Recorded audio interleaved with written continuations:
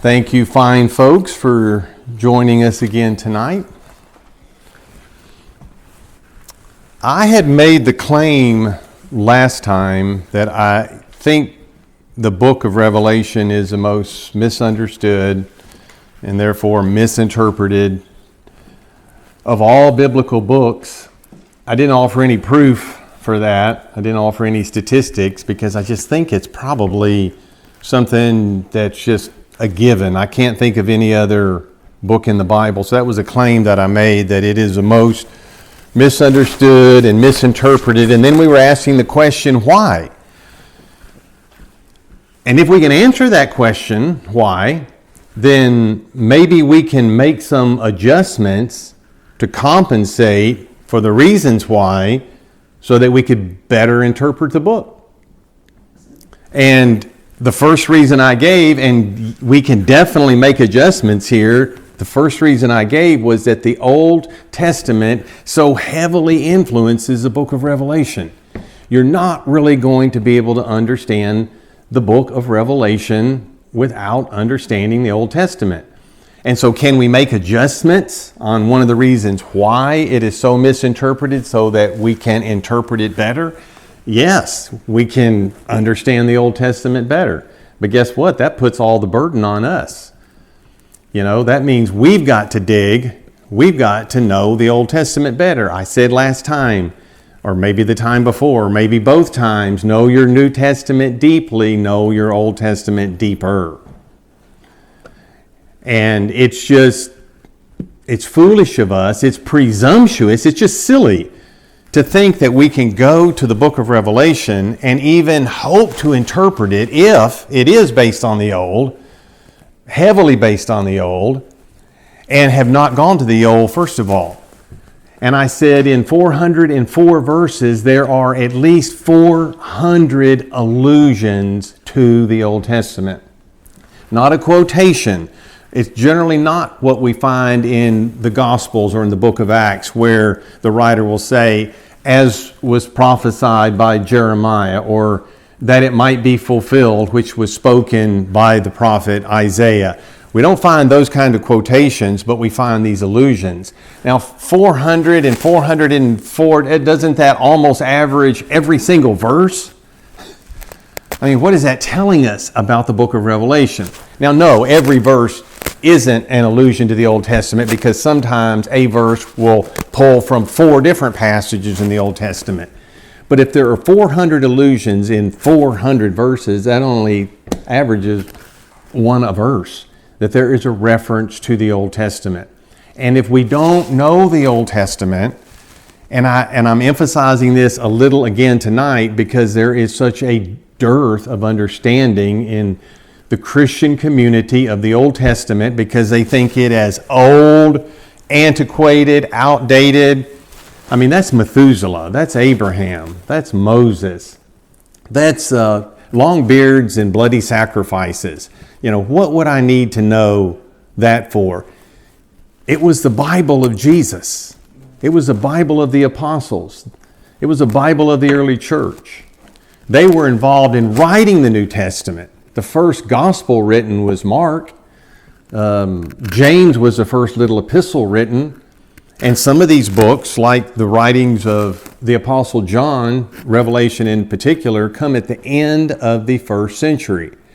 So if we think that we're going to be able, and this is what people do, this is a mistake. They're so fascinated with the details, with the beast and the Battle of Armageddon and 666, that they rush over to Revelation where angels fear to tread, and they just come up with these wild and fanciful ideas. And we need to be grounded, and Revelation is grounded in the Old Testament prophets, and the whole New Testament is grounded in the Old Testament.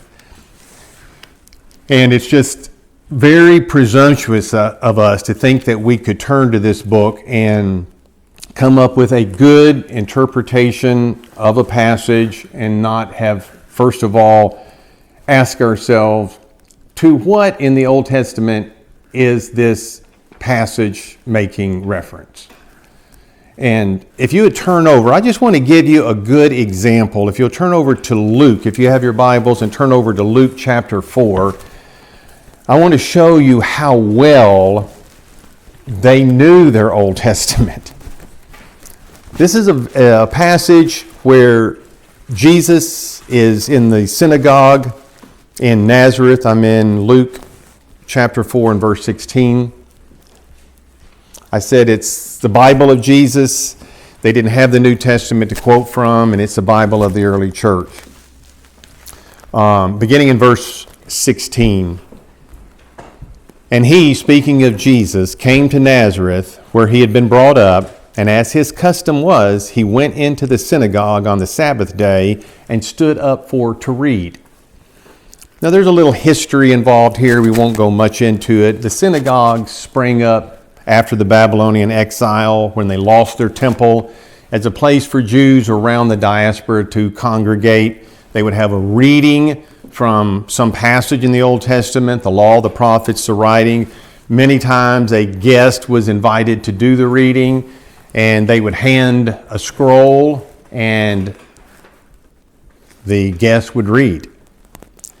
Verse 17, there was delivered unto him the book of the prophet Isaiah. Does anybody remember when we talked last week, I told you that Revelation's based on the Old Testament heavily, and there are 4 big books it's based on. Okay, but I didn't mean to get So the books, what books? Isaiah, Ezekiel, Zechariah, Daniel. Pardon? Isaiah. Ezekiel and Zechariah. Isaiah, Ezekiel, Daniel, Zechariah.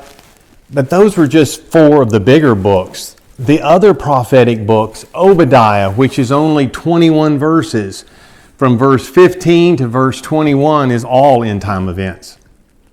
Micah, Malachi, Joel. Joel has 3 chapters. The first one is about a historic locust plague.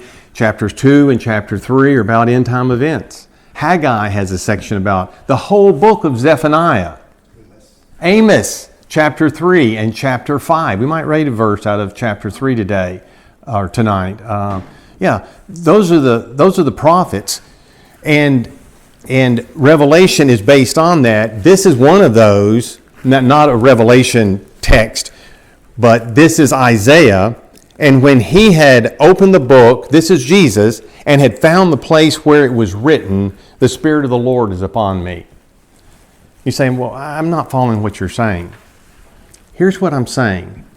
The Old Testament books, the New Testament for that matter, once they were written, there were no chapters. There were no verse divisions. In the Old Testament Hebrew, there are no vowels. They are all consonants.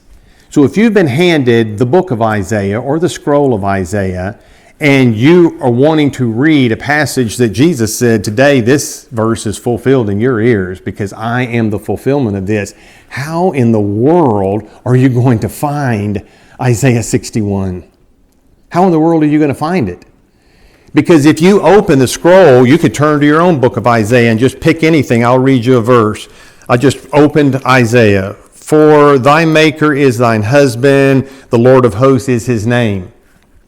Now I'm looking for chapter 61 and verse 1 in our Bible. And I'm on this, so where do I go? Forward or backwards? I have no idea. You have no idea. I don't know the verses that well. No, you don't know the verses that well. There's no way to know. He did. Now, if you happen to say, well, I remember in reading it, it was somewhere towards the end of the scroll. Well, I'm in chapter 54 of Isaiah of 66 chapters. I'm towards the end. So then if I turn over a few, now I can just pick another verse.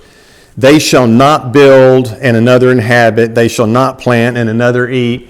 Which way should I go, left or right, to find Isaiah 61?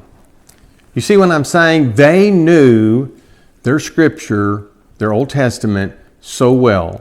They did not have chapters. They did not have verses. Those are all modern inventions. Punctuation, this is all modern invention. They had to have known so well that he could go, there is a verse that I'm wanting to read. Did you have a question? They didn't have all day to let him have 45 minutes to look through that long scroll, right? How true that is. You know, I mean, he had to start reading within a couple of minutes. I know my Bible pretty well, but I'm embarrassed at how poorly I know my Bible. I guess some people would argue that, well, at that moment in time, he used his godness and just miraculously. Some people may argue that. I was hoping someone would say that. What would you say to that? And here's what I would say to that. Turn over a few chapters earlier in chapter 2. And while you're turning there, I'll say, well, the apostles, Peter on the day of Pentecost is quoting Joel. And he had to know that Joel's the one that said this. It wasn't Amos or it wasn't Haggai or it wasn't Samuel. This is Joel. He said, and the prophet Joel said. And he quotes one of the Psalms, and he said, as David said. This is in Acts 2. I'll get back to this passage here in a minute. Well, how did he know? David only wrote half the Psalms. So it had to have come from one of the 73 of the 150 that David wrote before he could say that David said it.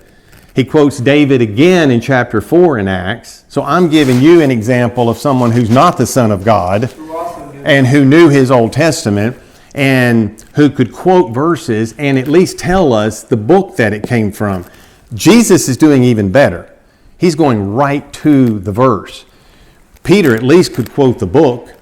I mean, what if Peter had said, as said the prophet Haggai, in the last days I'll pour out my spirit, and the Jews would go, no, that's not exactly found in Haggai. That's found in Joel 2:28 to 32. That's where that's found. You know, they knew their Old Testament. Look, folks, if we don't know our Old Testament and we try to interpret Revelation, I would say it's like pushing a boulder uphill. You're going to sweat a lot and get a little done. Read the book of Daniel. Daniel heavily influences Revelation. There's no way to understand Revelation without understanding Daniel. And vice versa. They both lean on each other. We need the Old Testament to understand the New, and we surely do need the New Testament in the fulfillment of things to understand what was given in types and shadows in the Old Testament.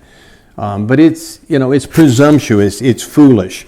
So Jesus was truly God. He was unique. In the one person of Christ, we have two natures. We have a divine nature and we have a human nature. And the ways in which the attributes of the human nature were shared with the divine, and the ways in which the attributes of the divine were shared with the human, we call in theology the communicatio idiomatum. That's the sharing of the attributes. One person, two natures, truly God, truly man, and truly unique. There's never been one before or since like Jesus. One person, but two natures. Well, when Jesus was on the earth as a man, did he possess the attribute of omnipresence? Absolutely not. He was in one place at one time. That he had the divine nature, and this is a huge study in theology and way more difficult than Revelation. Way deeper and darker, and there's no way you'd understand it without some illuminating light of the Bible upon that.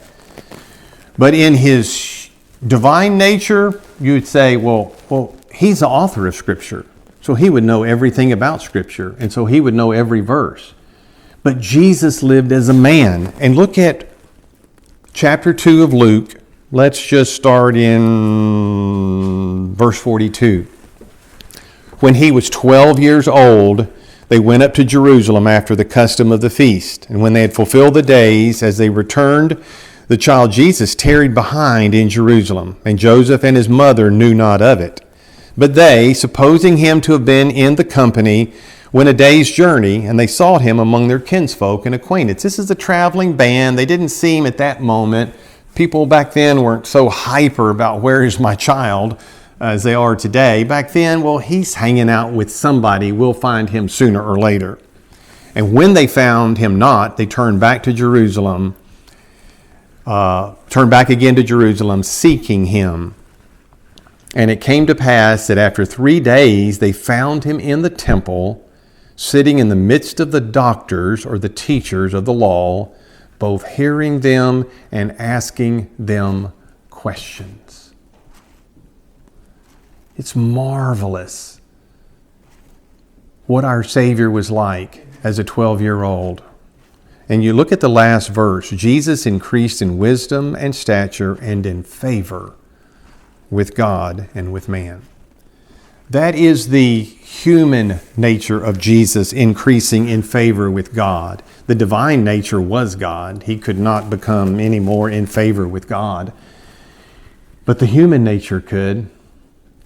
And Jesus, the divine nature, he couldn't just call on it and say, well, I know exactly where I'll turn to. I can close my eyes and unroll the scroll and end up smack dab on Isaiah 61:1. He couldn't do that.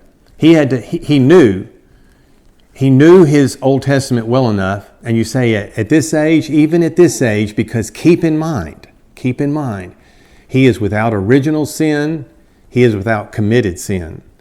He has inherited no sin. He has no sin in thought, in word, or deed. He is completely unsullied. And we aren't like that. We struggle. We struggle to remember things. We can't even imagine a nature without sin, which Jesus had, tempted as in all points, like as we are, yet without sin. We can't even comprehend what that would be like. We struggle with patience. We struggle with anger. We struggle with envy. We commit sin in action. What we should do, we don't do. What we don't do, we should have done. What we should think, we don't think. What we shouldn't have thought, we do think. And he never did any of that. His mind, so just think of how clear and perfect his mind was. And we don't have that. We can have that. We have this treasure in a truly earthen vessel. And so you try to memorize a verse and you struggle with it, and it takes you 2 days to memorize it. It's all due to our fallen nature. And Jesus didn't have to deal with this.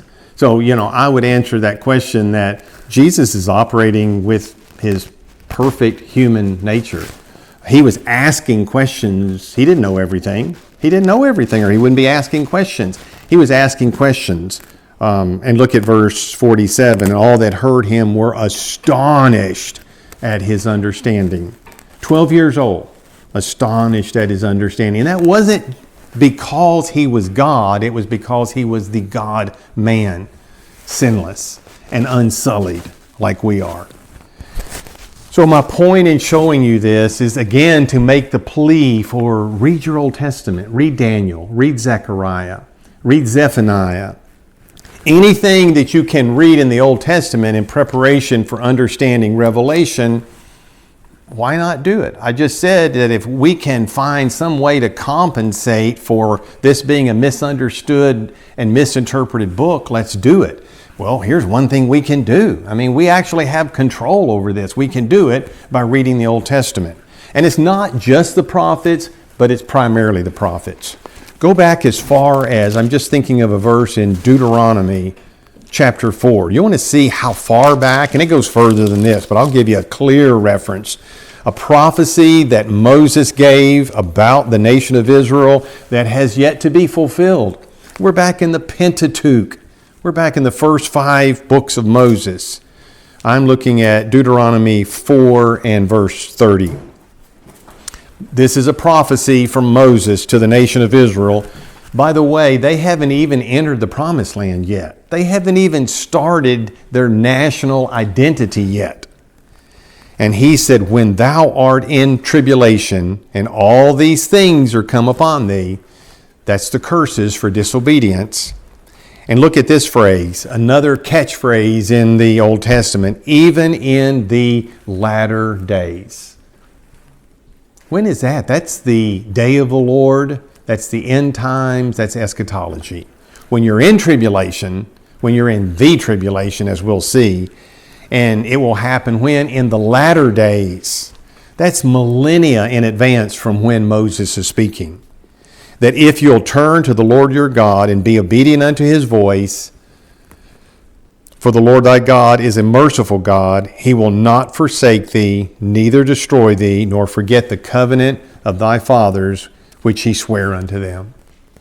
So we're at about 1400 BC, way before any of the literary prophets, the 3 major and the 12 minor. Way before that. We're at 1400 BC, and Moses is talking about the last days, and he's talking about Israel's presence in the last days, and that if they'll obey God, he won't destroy them, that he will rescue or save them. Back to Isaiah for a moment, just to hammer the point again.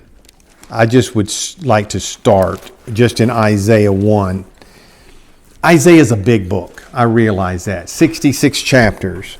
And I honestly, folks, try to take into account the fact that we're not all biblical scholars. We're not all ministers. We don't get to spend 10 hours a day, 7 days a week studying, because people have jobs and people have a life. And I understand that and I appreciate that. That's why I say read Daniel. It's only 12 chapters instead of Isaiah, because it's 66 chapters and you have more time to read Daniel than Isaiah. But just look what's in Isaiah. Chapter 2, the whole chapter is about the millennium and the tribulation. Chapter 4, the whole thing is about the millennium. Chapter 11, the whole thing is about the millennium. The whole chapter. You know, we don't have much in Revelation about the millennium. We have very little. We have the period of time mentioned. And by the way, that's the only place in the Bible where the actual period of time is mentioned 1,000 years. And it's mentioned 6 times there. We have very little information given about it. We're told that Satan is bound so that he cannot go out and deceive the nations. And that's about all we have. That's about all we have. So where are we going to get all of our information, our knowledge, our factual knowledge about the millennium, the Old Testament? All of chapter 11. Chapter 12 is the millennium. Chapter 13 is the tribulation period. Chapters 24 through 26 are actually called, if you didn't know this, those 3 chapters are actually called Isaiah's little apocalypse. And I would include chapter 27 because I think it's a part of it. I don't know why no one else does. But what's the name of the book of Revelation? The Apocalypse. That's what the word revelation means. It's the first word in the Greek in Revelation. The Apocalypse. It's an unveiling or a revelation. And these entire 4 chapters, 24, 25, 26, 27, are about the end times. Why, look at the first verse of 24. What are you going to make of this? Behold, the Lord maketh the earth empty, and maketh it waste, and turneth it upside down, and scattereth abroad the inhabitants thereof.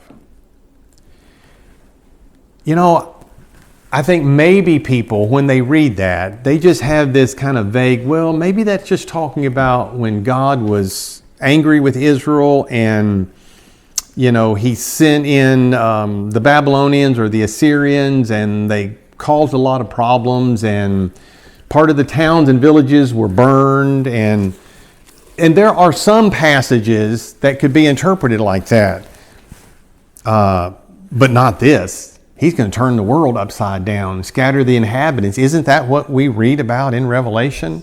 Isn't that exactly what's going to happen? The whole earth is going to be shaken. Haggai talks about it. The writer of Hebrews in Hebrews chapter 12 talks about it. And as you go and read the end of this 24th chapter, you see, wow, the earth will reel to and fro like a drunkard and be removed like a cottage. In verse 21, and it'll come to pass in that day, saith the Lord, that he'll punish the host of the high ones that are on high. I wonder what that has reference to. What about Paul's principalities and powers of evil spirits in Ephesians 6? You know, Satan is called the prince of the power of the air. And we're told here that God's going to punish the host of the high ones that are on high. What about the last verse? The moon will be confounded and the sun ashamed. Don't we read that in Revelation 6? Aren't there all kind of cosmic upheavals and disturbances? It is predicted throughout the Old Testament. It's not exclusive to the book of Revelation. And so my point again, and I will move on to the next, is people go to Revelation because they are fascinated and they're curious. And I know you people are curious, and thank you for your patience. You know, I was 10 years with my church before I ever started on the book of Revelation. And not because it isn't important, not because we don't want to know, but it is the last book in the Bible. You know, it is the last book in the Bible. Let's read chapters 1 to 9 before we get to chapter 10. You know, let's read our Old Testament. Let's read our New Testament. Let's get familiar with it. And then let's go where angels fear to tread and jump into the book of Revelation. So, most misunderstood, misinterpreted. Why? Because it's so heavily based on the Old Testament and people do not know their Old Testament. Number 2, the second reason I gave you was one of timing. If you'll jump over to the book of Daniel, and I have some more to say about this because I did have a question after the last message for a little clarification. Daniel is clearly, and I gave you several passages, 7:28, 8:26 through 27, and then really all of chapter 12. A book clearly said to be sealed. Now that doesn't mean that Daniel literally put a seal around the book, put it in a clay pot and hid it in some cave in Babylon, right?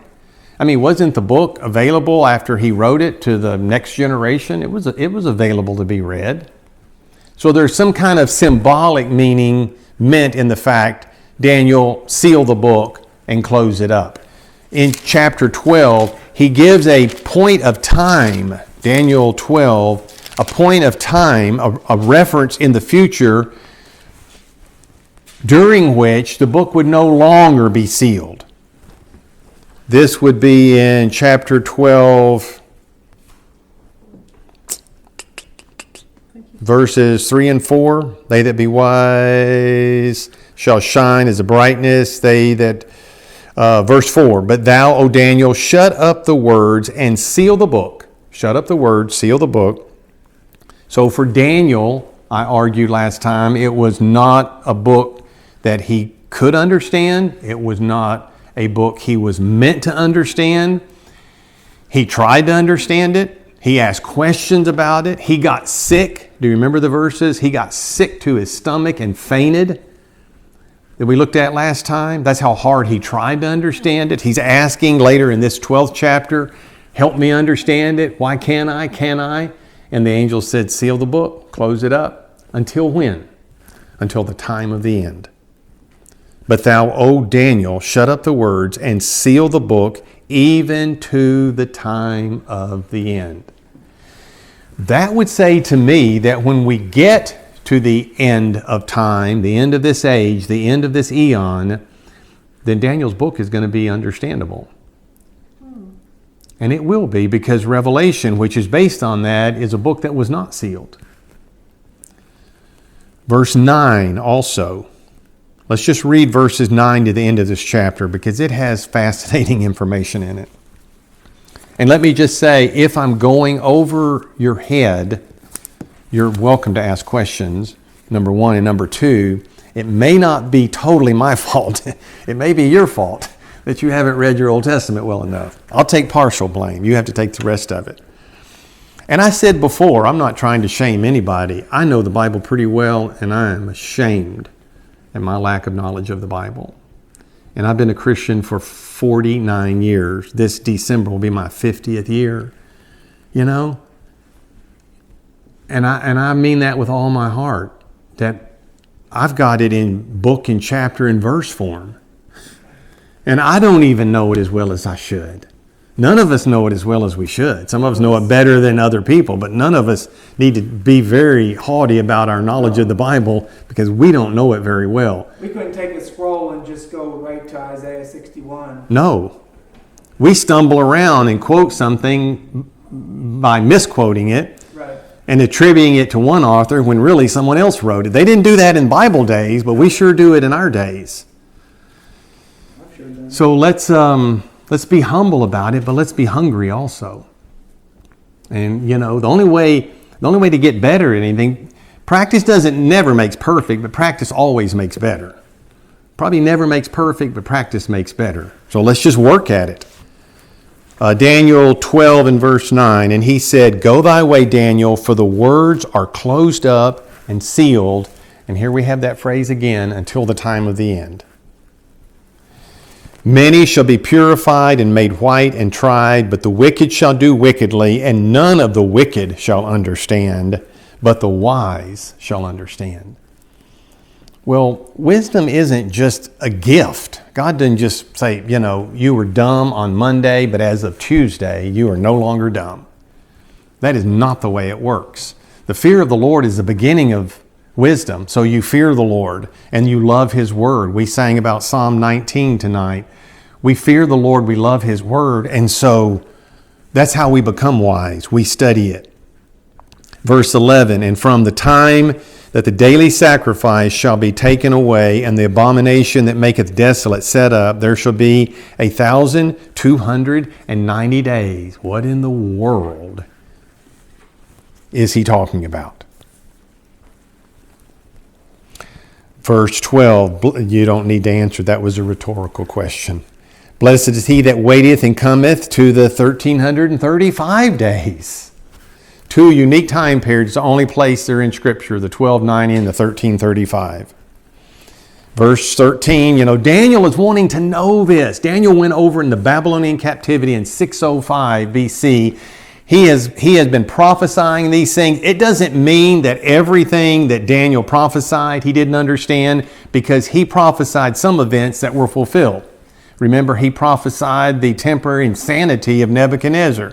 He said, your hair's going to grow long, your fingernails and toenails are going to grow as long as a bird's, until you understand that the Most High ruleth in the kingdoms of men and giveth it to whomsoever he will. And whenever Nebuchadnezzar got to that point, his sanity was restored. So Daniel understood that, but he's not understanding these things. But he desperately wanted to. And look at verse 13. This is the end of the book. This is the end for Daniel. "But go thy way till the end, for thou shalt rest," which is a beautiful biblical metaphor for the death of a believer. When your body is in the grave, all you are doing is resting. The spiritual man is already with God in heaven. The body, it's horizontal. Isn't that what we get? That we get in that position when we sleep. It's a beautiful metaphor for death. "For thou shalt rest," and then here's the resurrection, "and stand in thy lot at the end of the days." There's the end of this fabulous prophecy of Daniel, so much of which serves as a foundation for the book of Revelation. So again, when Daniel closes his book, that is the sealing of the book. He didn't lock it up, put it under lock and key. I just think that prophetically, whenever he closed the book, then the book was sealed, and we're told until the time of the end. Now, what's different is when we come to Revelation, stay with me, Revelation 22, we looked at this verse last time, and verse 10, "He said unto me," this is being said to the Apostle John, who was commanded, "What you see and hear, write and send it to the 7 churches." That's our 22 chapters of Revelation. "He saith unto me, seal not the sayings of the prophecy of this book, for the time is at hand." That is, to me, that is an undisputed reference to Daniel 12, where Daniel, talking about the exact same period in history and some of the exact same events, is told to seal the book. And John has said, don't seal the book. Undisputed reference. And by the way, there's an interesting parallel, two thoughts running side by side in Revelation. We're told that the book itself is not sealed. Don't seal it.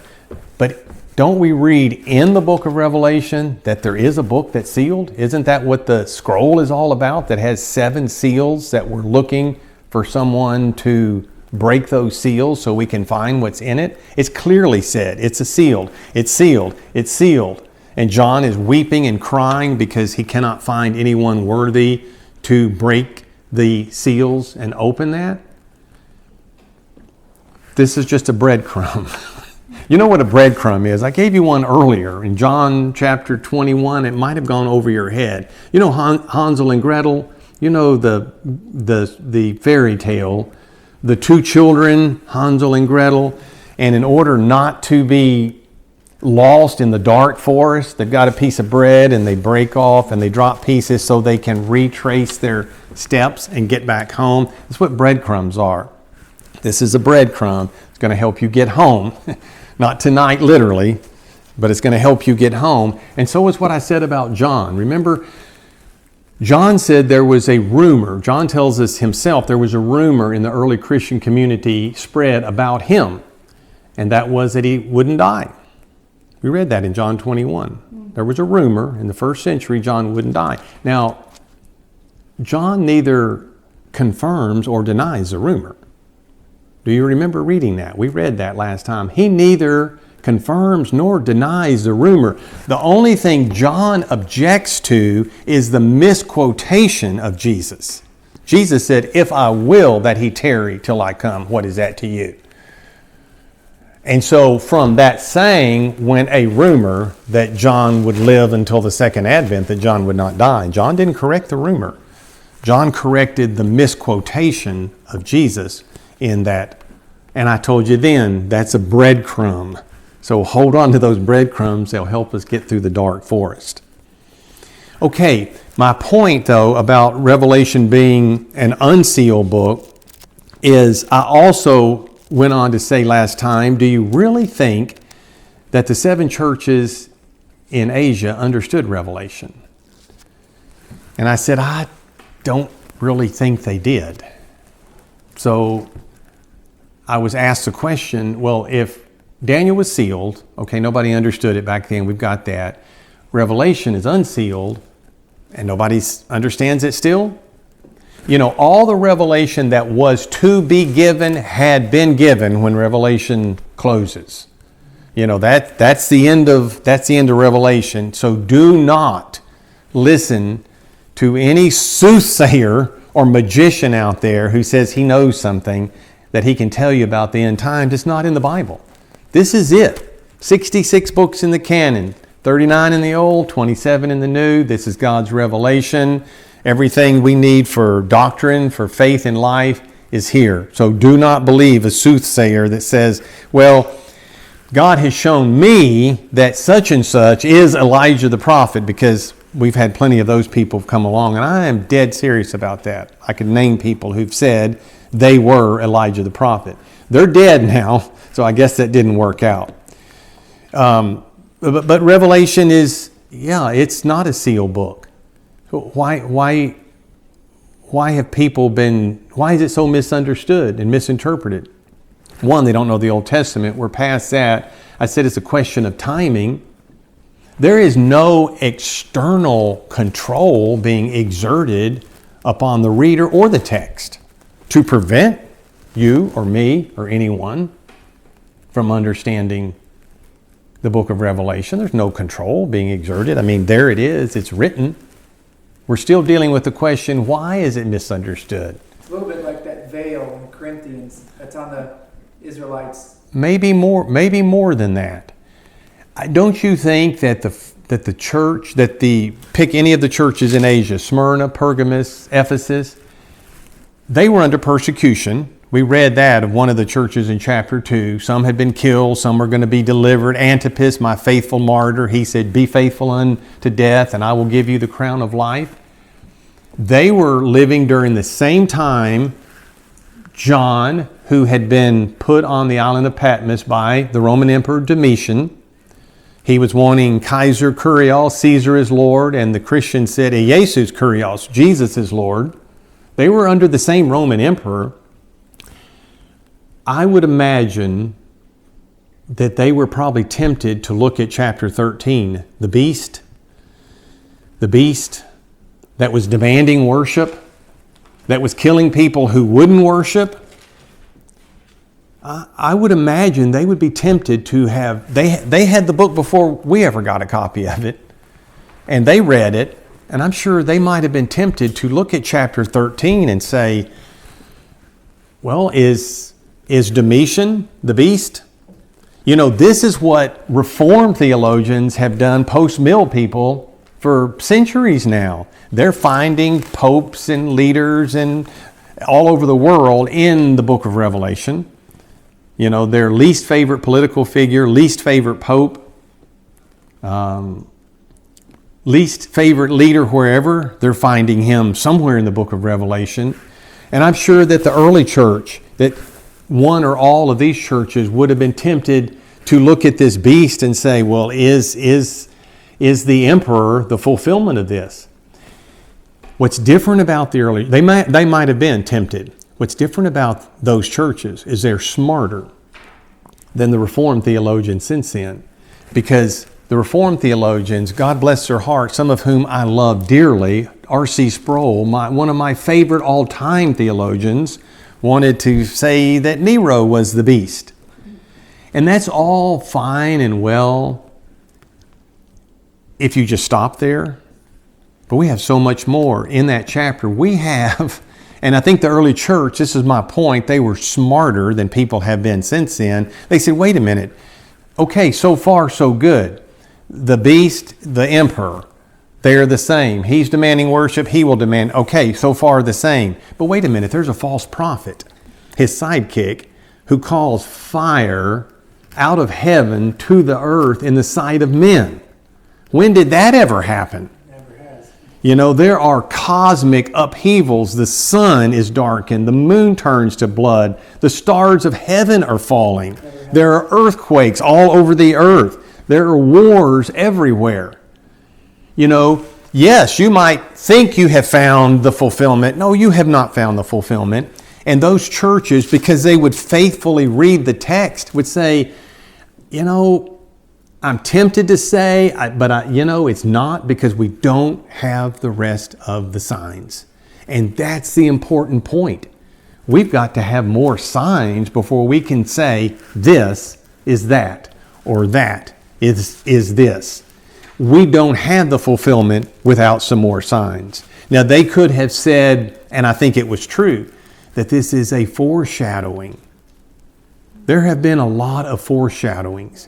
There were Old Testament prophets that prophesied terrible things for the nation of Israel in the last days. And when the Babylonian captivity happened, that wasn't the last days, but it was definitely a foreshadowing of what was to come. Do you remember in Acts 2, on the day of Pentecost, the Holy Spirit's poured out on the 120 in the upper room. Cloven tongues like as a fire sat upon them. They all spoke in tongues. They're ridiculed. Some of the onlookers say, what's going on here? These men must be drunk. And Peter said, we're not drunk. It's only 9 o'clock in the morning, and you drink at night, not in the morning. But he said, this is that which was spoken by the prophet Joel. And then he quotes Joel, which talks about dreams and visions and prophecies by old men, young men, handmaids, and handmaidens. He's quoting that, and he said, this is what Joel was talking about. And then, if we read Joel and Peter too, we find out, oh, wait a minute, the sun also is getting ready to turn dark and the moon to blood. That didn't happen 2,000 years ago. That didn't happen in Acts 2. So what is Peter saying? Let me just say this, Acts 2 has never been fulfilled. The foreshadowing of it has been fulfilled. But on that day, those things that Joel talked about in chapter 2, verses 28 to 32, that's the last verse of chapter 2, will actually be fulfilled. And those very same signs and events are spoken of in the book of Revelation.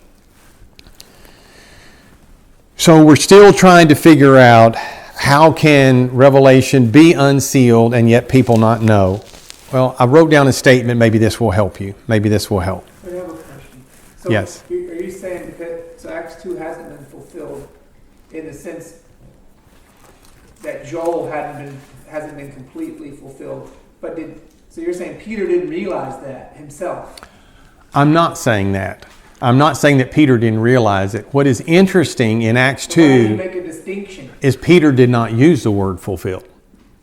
What is so interesting about his quotation of Joel, where most of the New Testament authors say that it might be fulfilled, that was spoken by the prophet, all he said is this is that. This is that. And he did not use that technical phrase so that it could be fulfilled.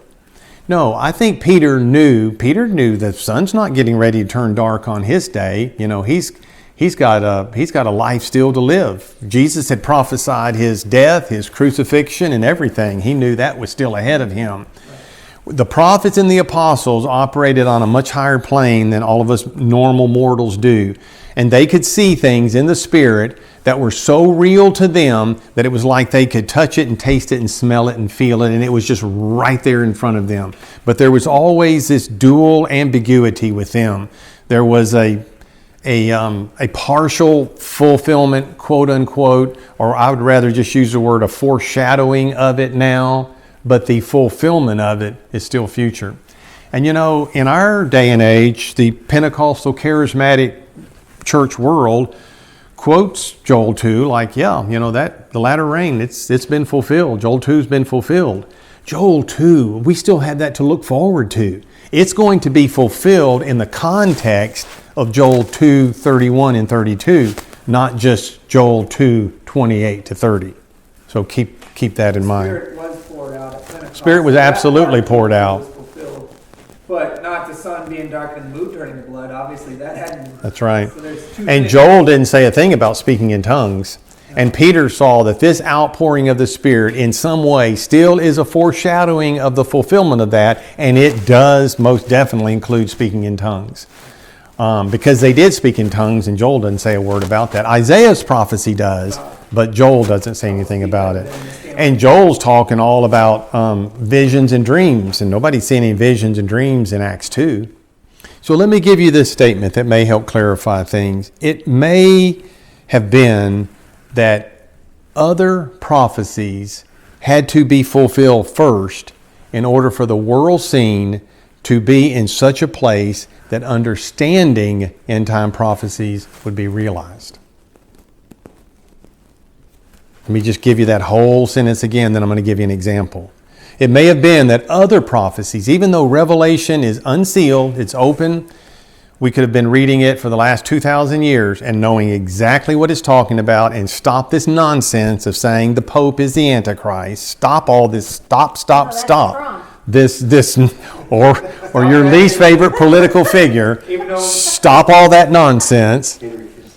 Yes, Kissinger for a long time was the Pope. Right. It may have been that other prophecies had to be fulfilled first in order for the world scene to be in such a place that understanding the book of Revelation could then be realized. And I'll give you an example just from the secular world, and then I'll give you one from the biblical and spiritual world. The famous Italian Renaissance man that we think of as an artist, a painter, Leonardo da Vinci, who painted the Mona Lisa, the most famous painting in the world. You know, it's the most talked about and written about and photographed and studied, and there's whole classes on it. And it's an invaluable, it's insured for $1 billion today. That's how famous the painting is. We think of da Vinci as the painter of the Mona Lisa, but what people maybe don't realize is he was a creative, scientific genius. He was an inventor. He has books that his pages in his books are extant. They are available. They are in libraries today, where he had complex drawings of tanks, of submarines. You know, where did he get things like that? He looked at animals. He was from Italy. He could look at mammals and fish that swam in the Mediterranean and say, well, why can't we make some kind of capsule and get inside it and go down there where all the fishes go? He studied birds, and he had all these drawings of what? Aircraft. 500 years ago. So his book was an unsealed book. Why don't you just go out and make an airplane, or go out and make a tank, or go out and make a submarine? You already had the prototype. Things weren't right in the world. We had to progress further. There had to be some more things before people could take what he had on a piece of paper and understand it and be able to make sense out of it. Why can't Revelation be the same way? Why can't, even though it was an unsealed book, there needed to be certain things happening in the world scene before now we look around and we say, oh, now I understand better. I mean, don't we always say hindsight is better than foresight or current sight? It may never be 20/20 hindsight, but it's way better. It's always way better than what you can see right now. It's way better. And so if we have all of this stuff that we can see in the world today, now we can go back, and Revelation is not that difficult. So the biblical example I wanted to give you was the creation of the state of Israel in May of 1948. How about Christians in the 1400s, when the Jews were in the diaspora? They had no homeland. They were scattered. They were peasants and merchants everywhere. And we get into Revelation and we see John is given a reed, and he said to measure the altar and the temple and the worshipers therein. Well, there's no Jews. The Jews are gone as a people. There's no city. There's no temple. There are no worshipers. There's no altar. Jesus said that in Matthew 24:15, that when you see the abomination of desolation spoken of by whom? By Daniel the prophet, stand where? In the holy place. Well, there was no holy place in 1400 AD or 1500 or 1600 or 2024. It's not there today. But what do we have? We have a recreation of the nation of Israel.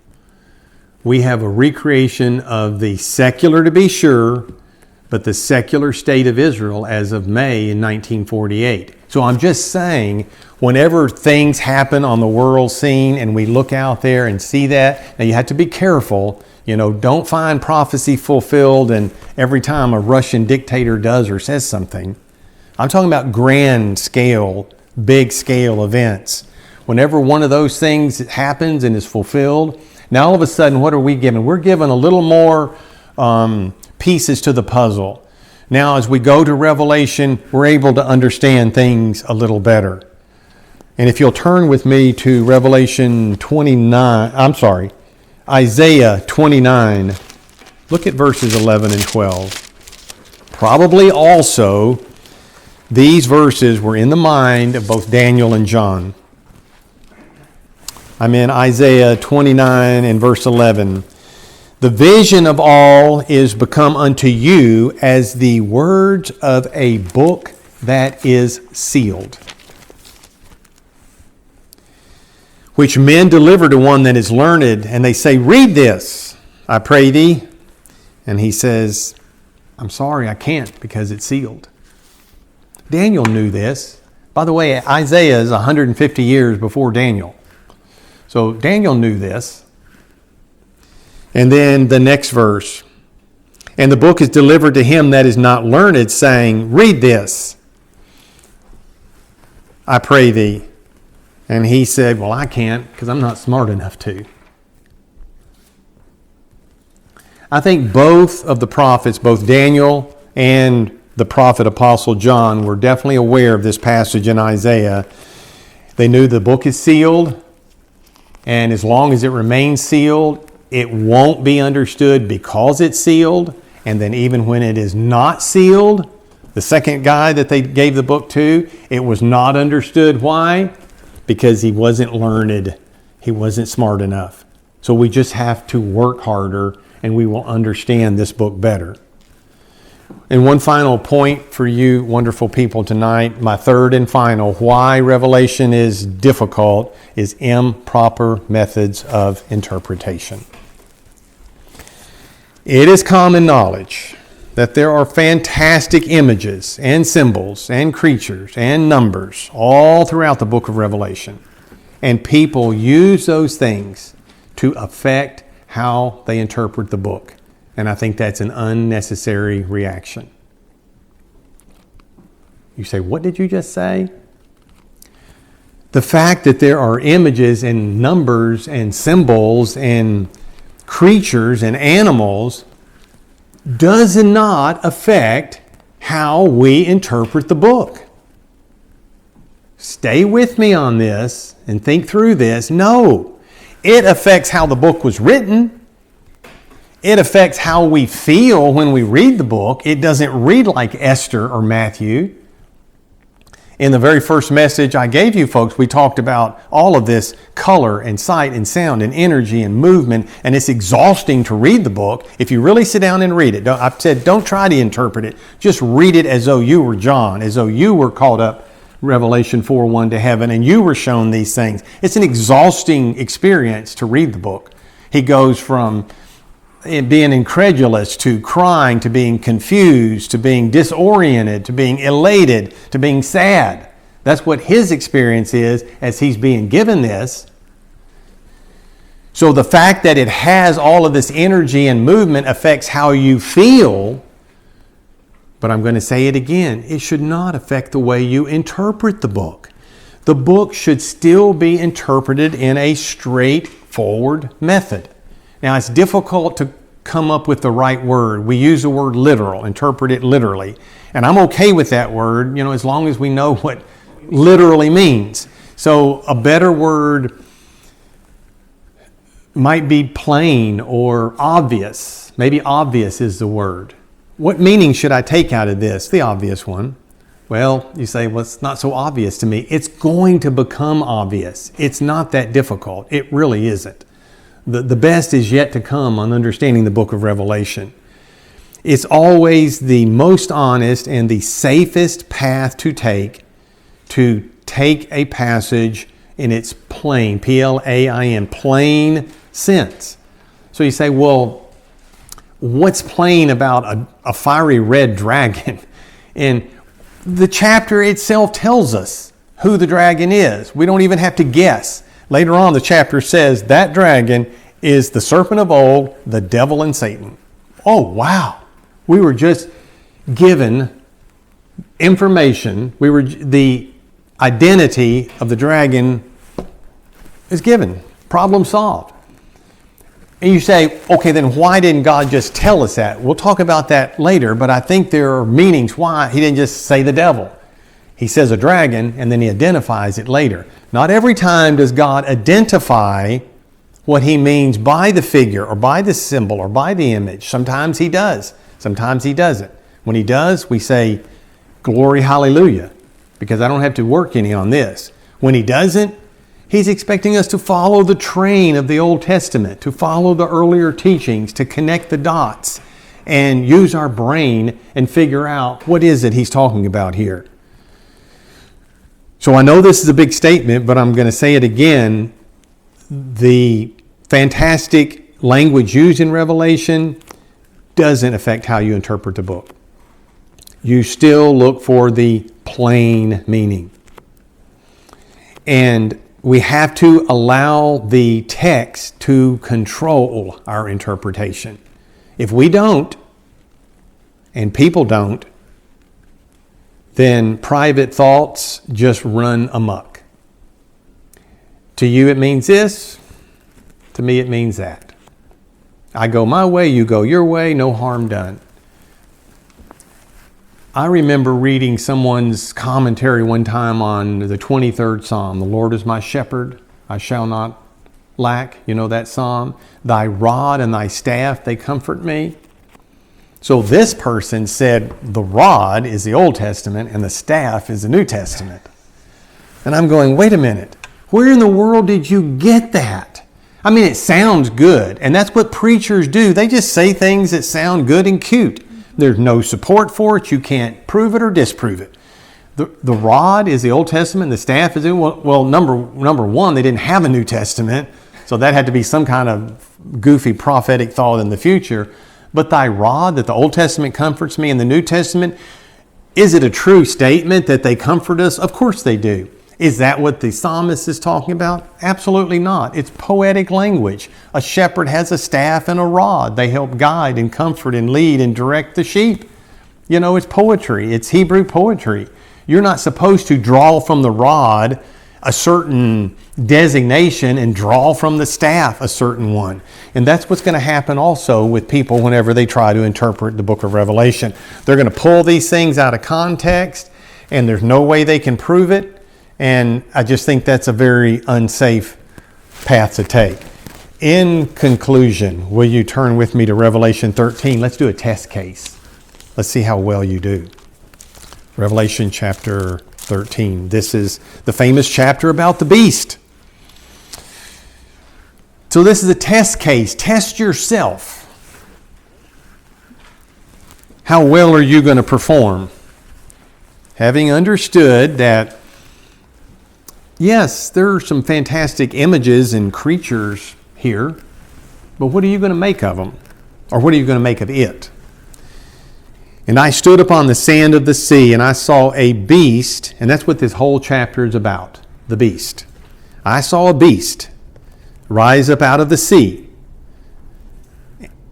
And let me just pause to say, we're going to go through Revelation verse by verse to the very end. We're going to cover every single verse in this book. So I'm only going to say a little now, but I want you to learn how to interpret the book for yourself.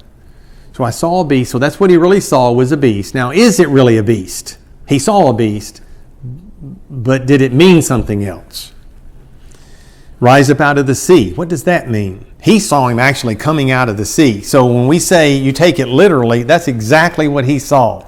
He was on the island of Patmos in the Mediterranean Sea. So he could see a beast come up out of the sea. He saw a real beast. He saw a real sea. Having 7 heads and 10 horns, and upon his horns 10 crowns, and upon his heads the name, or names plural, of blasphemy. And the beast which I saw, because he was difficult to describe.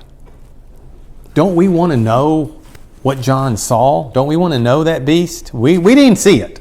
He's the only one who saw it. So here is what he had to offer us. The beast that I saw, here's the only thing he could offer to us. The beast that I saw was like a leopard. There's something about the beast that reminded me of a leopard. But then when I looked at his feet, he had the feet of a bear. And then when I looked at his mouth, it did not look like the mouth of a leopard or a bear. It looked like the mouth of a lion. Okay. So, what do we have on our hands? Is this a beast, or is this a beast that he saw that represents a human? Well, if we go further in the chapter, in verse 5, there was given unto this beast a mouth, speaking great things and blasphemies. Well, leopards can't blaspheme God. Leopards can't, but men can. And power is given to him to continue 42 months. And you go to the very end of this chapter. Here is wisdom. Let him that hath understanding count the number of the beast. And what does that next sentence, that next phrase say? For it is the number of a man. This isn't a beast. He saw a beast, because the beast represents someone, but who is the beast? The beast is a man. He's got a mouth that speaks great things, and his number is the number of a man. So here's your test case. There's how you look at this and say, okay, that's a beast. He did see a beast. What could that beast possibly represent? What about verse 2, the leopard, the bear, and the lion? That's directly drawn from Daniel 7. It couldn't be any clearer or plainer. And if you haven't read or don't know Daniel 7, you are completely clueless. Okay? That's what I'm trying to stress. Let's just look over there. We won't talk much about Daniel, but I want to show you that is directly taken from Daniel chapter 7. Chapter 7 of Daniel and verse 1. In the first year of Belshazzar, king of Babylon, Daniel had a dream and visions of his head upon his bed. Then he wrote the dream and told the sum of the matters. Daniel spake and said, I saw in my vision by night, and behold, the four winds of the heaven strove upon what? The great sea. Wow. It's not that difficult, friends. It's really not. I mean, it's a little tricky sometimes, but it's not rocket science because God's given us His Word. And most of what you need to interpret Revelation is in the Old Testament. And The Bible will tell you where to go. Good. You know what I'm saying? It has a cross-reference to it. Yeah. Not every Bible does. My Bible does not have comments. It just has those where to go. And four great beasts came up from the sea, diverse from one from another. And what kind of animals? There's three mentioned: a lion, verse 4; a bear, verse 5; a leopard, verse 3. Verse 6. A lion, a bear, a leopard. That's no coincidence. That's no coincidence that the beasts that he saw look like all three of these. Now, there's going to definitely now be some interpretation involved. But at least we know, at least you have a starting point. You know, you don't know exactly, well, what does he mean by the lion and the bear and the leopard? No, I understand that you probably don't know what that means yet, and that's okay. But at least you have a starting point. There's something about this beast now in one beast that has the characteristics of the three others. Because the fourth beast in Daniel, which will be in verse 7, he doesn't give a name to. He said it was dreadful and terrible and strong exceedingly. He couldn't even describe it because there were no creatures on God's earth that were comparable to this fourth one. But for the first three, there were. So we've got the leopard, we've got the lion, we've got the bear. So no, we don't have a full interpretation, but at least we have a starting point to study Revelation 13, tear into Daniel 7. Say, I got to know Daniel 7 before I can even hope to know. And I'll give you another hint. Go back and read Daniel 2, because first of all, God gives a dream to Nebuchadnezzar in a different form than he gives it to Daniel. And we have four parts of this great colossal image, starting from the head, going to the toes in chapter 2. They're comparable to the four beasts. Daniel sees this revelation from God from the point of view of a Jewish prophet, that these kingdoms, which they are named as the four kingdoms later in Daniel 7, are evil, they're beasts. When Nebuchadnezzar sees the same train of thought, he's a pagan Gentile king who thinks more highly of himself than he ought. So he sees this beautiful colossal image. Daniel sees those four kingdoms for what they really are. They are the antithesis to God and to God's people. So we have a start. We have a good test case here. Work on your Old Testament and then work on your New. And next week we will look at apocalyptic literature and some characteristics of it. Father, you made the mountain tops all covered with snow.